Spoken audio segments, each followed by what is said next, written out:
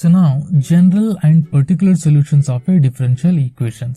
So first observe ಮಾಡಿ ನಮ್ಗೆ ಇಲ್ಲಿ ಕ್ಲೀನ್ ಆಗಿ ಏನು ಗೊತ್ತಿರಬೇಕಂತ ಹೇಳಿದ್ರೆ ಜನರಲ್ ಅಂದ್ರೆ ಏನು, ಪರ್ಟಿಕ್ಯುಲರ್ ಅಂದ್ರೆ ಏನು ಅಂತ ಹೇಳಿ ಗೊತ್ತಿರಬೇಕು. ಒಂದು ಎಕ್ಸಾಂಪಲ್ ಇಂದ ನಾನು ನೋಡೋಣ.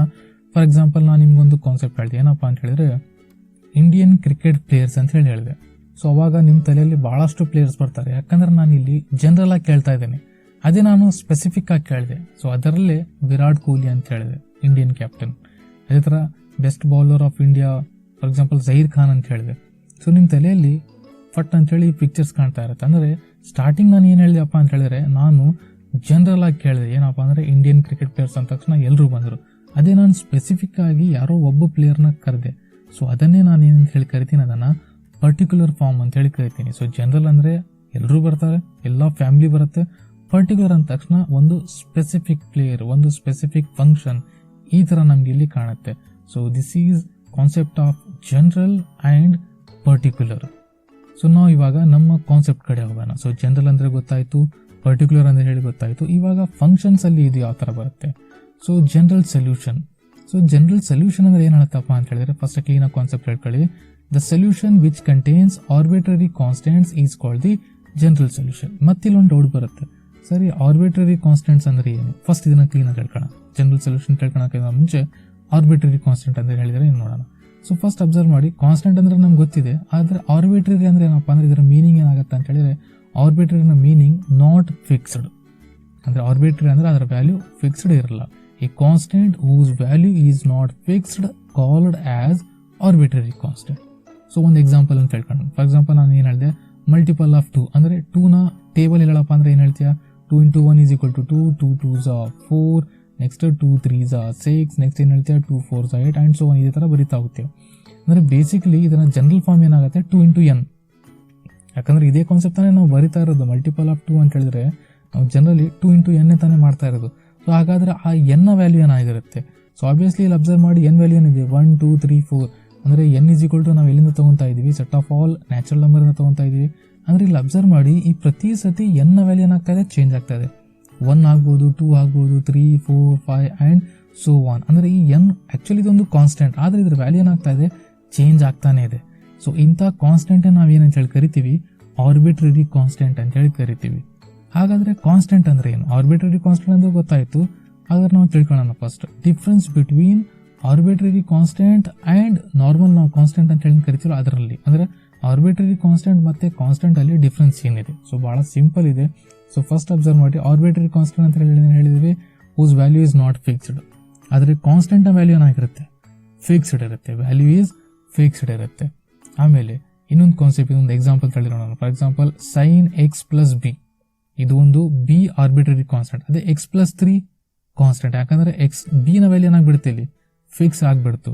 ಅದೇ ತರ integral of cos x + c, ಈ ಕಾನ್ಸ್ಟೆಂಟ್ c ಬರೀತಿದ್ವಲ್ಲ ಅವೆಲ್ಲ ಏನದು, ಆರ್ಬಿಟ್ರರಿ ಕಾನ್ಸ್ಟೆಂಟ್. ಅದೇ i = cos x + 5, ಸೊ 5 ಏನಾಯಿತು, ಫಿಕ್ಸ್ ವ್ಯಾಲ್ಯೂ ಆಯಿತು, ಹಾಗಾಗಿ ಇದು ಏನಾಗುತ್ತೆ, ಕಾನ್ಸ್ಟೆಂಟ್ ಆಗುತ್ತೆ. I hope you understand the concept of arbitrary constant and constant. ಇವಾಗ ನಮ್ಮ ಪ್ರಾಬ್ಲಮ್ ಕಡೆ ಹೋಗೋಣ. ಫಾರ್ ಎಕ್ಸಾಂಪಲ್ ಇಲ್ಲಿ ಅಬ್ಸರ್ವ್ ಮಾಡಿ, x² + y² = r² ಅಂತ ಹೇಳಿದೆ.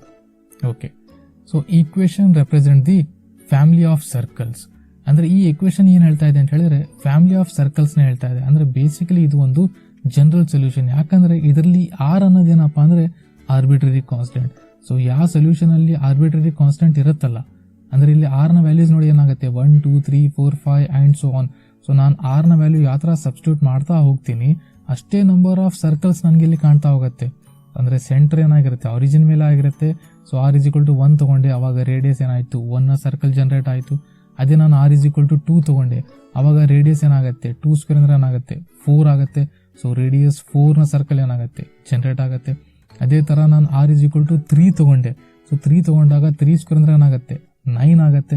ಸೊ ಅವಾಗ ಏನಾಗುತ್ತೆ, ರೇಡಿಯಸ್ 9 ನ ಸರ್ಕಲ್ ಏನಾಗುತ್ತೆ, ಫಾರ್ಮ್ ಆಗುತ್ತೆ. ಅಂದ್ರೆ ಬೇಸಿಕಲಿ ಇದು ಒಂದು ಜನರಲ್ ಫಾರ್ಮ್ ನ ರೆಪ್ರೆಸೆಂಟ್ ಮಾಡ್ತಾ ಇದೆ, ಯಾಕಂದ್ರೆ ಇದರಲ್ಲಿ ಏನಿದೆ, ಆರ್ಬಿಟ್ರರಿ ಕಾನ್ಸ್ಟೆಂಟ್ ಇದೆ. So this is the general solution of the circles. Okay, family of circles. ಇವಾಗ ಪರ್ಟಿಕ್ಯುಲರ್ ಸೊಲ್ಯೂಷನ್ ಬರೋಣ. ಸೊ ಹಾಗಾದ್ರೆ ಪರ್ಟಿಕ್ಯುಲರ್ ಸೊಲ್ಯೂಷನ್ ಅಂದ್ರೆ ಏನಪ್ಪಾ ಅಂದ್ರೆ ಬಹಳ ಸಿಂಪಲ್ ಇದೆ ಕಾನ್ಸೆಪ್ಟ್.